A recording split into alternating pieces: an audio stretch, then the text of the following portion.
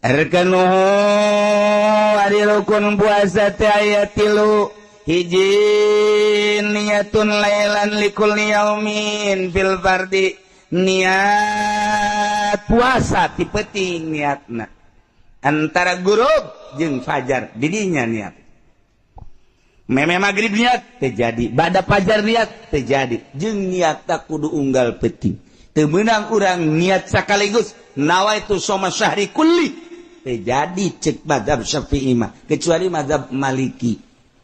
Mantak dipakai baca ku orang baca abeh ketika orang poho ganjel.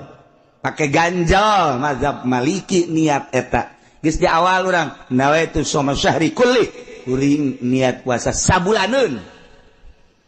Cek mazhab Syafi'i mah tetep teu bisa kudu unggal peuting bae. Niatna kumaha? Niat nu paling ringan nawaitu soma godan min Ramadan cukup niat puasa isuk bulan Ramadan jadi enggak susah gitu pangsa etikna niat kos kitu cekan jeung Nabi malam yubayyitis syam qabla al-fajri fala syamalah sajelema anu henteu ngendongkeun puasa ieu niat memeh pajarna maka teu jadi puasana. Jadi kudu niat di peuting, unggal peuting, paling tidak nawaitu as-sauma godan min Ramadan jadi disakit. Urang dipagahan ku Syekh Nawawi, ulama urang Al-Bantani anu nyana boga gelarna sadunya. Ulama sadunya nyana lain lalagaan terkenal di Al-Azhar di Mesir awitan lain lalagaan neu ngamagahan ka nawaitu shauma godin an adai fardhi ta'ala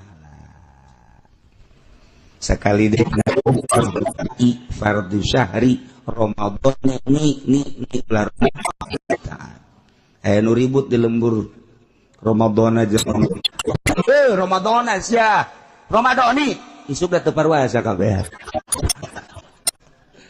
geus dek Ramadan teh dek Ramadani teh san dopatkeun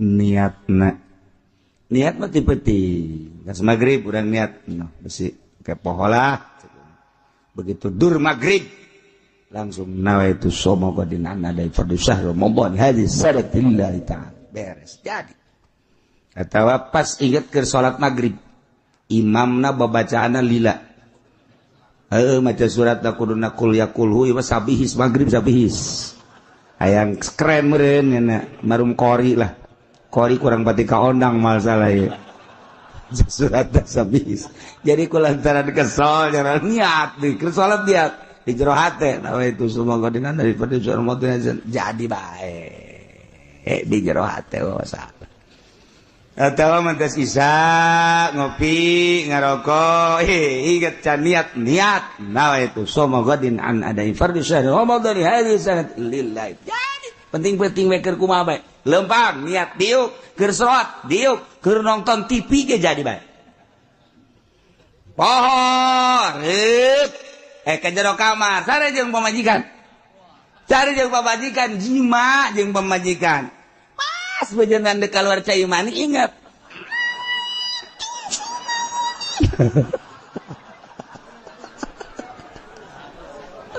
aduh cek pamajikan aku nongka tuh ngepeten amat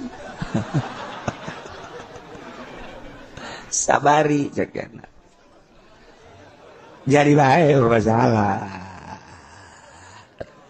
babari jasa ada Masya Allah malah mas sunah ditambahan nawaitu shoma ghadin an adai fardhu syahri Ramadan hadhihi sanati imanan wa ihtisaban lillahi ta'ala atau ditambah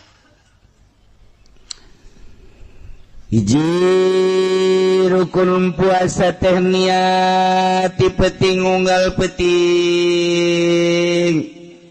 lamun pohon teu niat awas diancam hiji wajib imsak. Hartina imsak teh teu meunang barang dahar, teu meunang nginum, teu meunang jimekos, nu puasa bae padahal status teu puasa. Wajib imsak bari kaayaan teu puasa ke wajib qada. Jadi lamun nyana dahar, mun nyana barang dahar diancam ku Gusti Allah disiksa 2 kali. Anu bantak wajib imsak kurang sanajan teu niat teu puasa, mun teu niat status teu puasa wajib imsak. Nomor kedua rukun puasa tarku muftirin, ninggalkeun nu mantak ngabatalkeun kana puasa. Naon min usuli ainin liman fajil maktuh, ya dahar, ya nginum, ngasupkeun benda, ngasupkeun ain karena liliangan anu terbuka, ya celi, ya irung, ya mata, eta batal, kudu ditinggalkeun eta. Wa min istiqatin termasuk ngahaja-haja utah keur puasa batal. Man zar'ahul kai ay galabahu saymun falasani qada'u. Wa man istaqa'a falyaqdi. Jelema anu boga panyakit 7 beurang puasa beurang. Ai prak datang penyakit 7 puasa non tutah.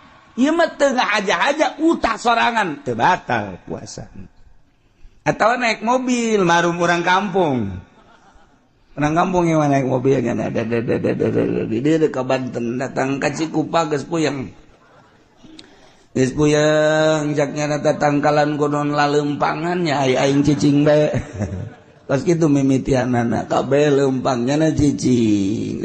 Mulai geus teu bisa dikendalikeun, atuh urang kampung mah kitu, langsung heuk utah borosot ta eta teu batal.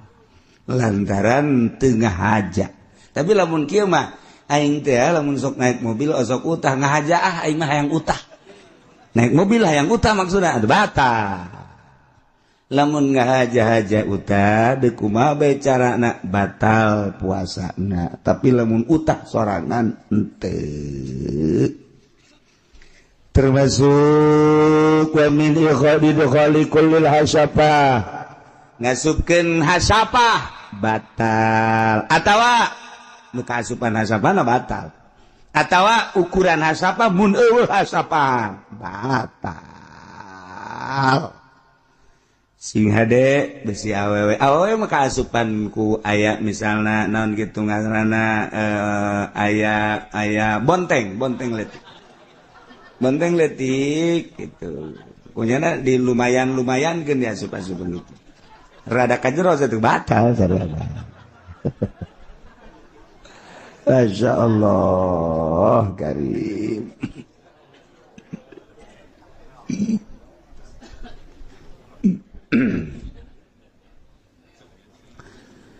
Kahiji niati penting unggal penting nomor kedua ninggalkeun nu ngabatalkeun kana puasa, ya dahar yang nginum, ya ngasupkeun ain yane benda kanu terbuka, ya mata ya celi irung termasuk ihlil barinyana ingetur karep sorangan batal puasana kecuali jahil ma'dzur, bodoh anu dihampura kaya ning anyar asup Islam kakara gesa minggunya na tadina Katolik can nyaho bag-bagan puasa sugan teh mah puasa teh asal teu dahar teu nginum bae.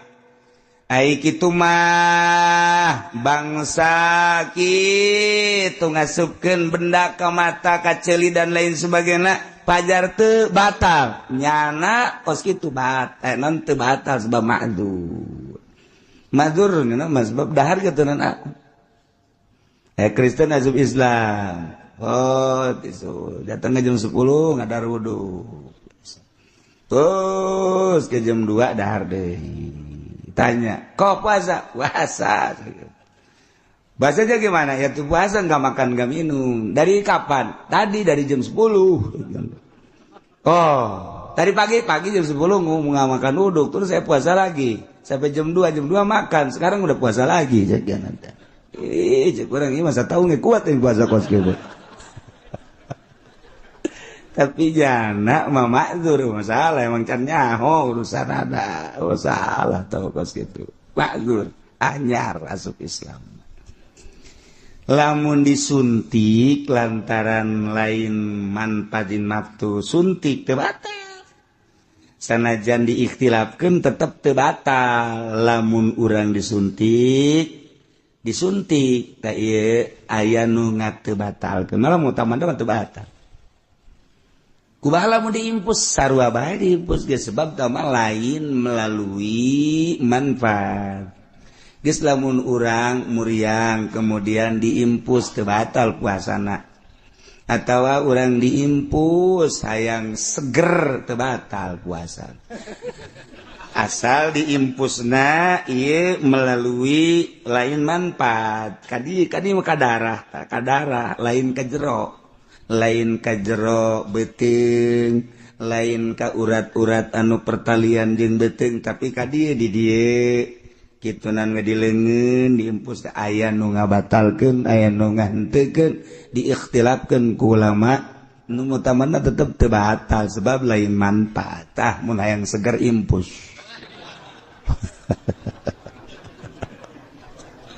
masyaallah beda jeung tatu lamun tatu mah tatu raheut namun urang raheut di dieu jero kemudian kurang diasupan obat tersebut terus dilesep ka jero lain di dieu tatu di dieu atawa disirah bisa asup ka jero terus bisa batal tapi lamun ditonjok make jarum diikhtilafkeun teu batal nomor katiluna oso imun jelema nu puasana gitulah rukunna hiji niat nomor kedua ngajauhan nu ngabatalkeun kana puasa nomor katiluna nu puasana etalah rukun puasa